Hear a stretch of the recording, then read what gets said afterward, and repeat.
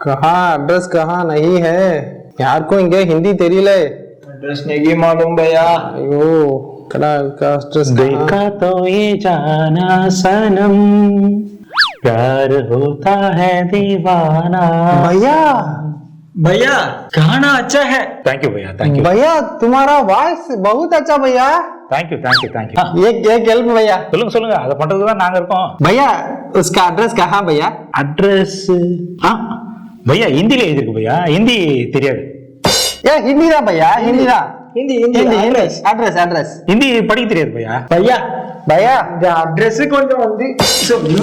भैया तुम हिंदी अच्छा साउंड अच्छा वॉइस हिंदी नहीं मालूम यार भैया जो झूठ बोला भैया। டேய் கானா பாட்டு வந்து பாடுவோம், இந்த இது சோலி கே பீச்சேக்காக अच्छा चली चली था भैया।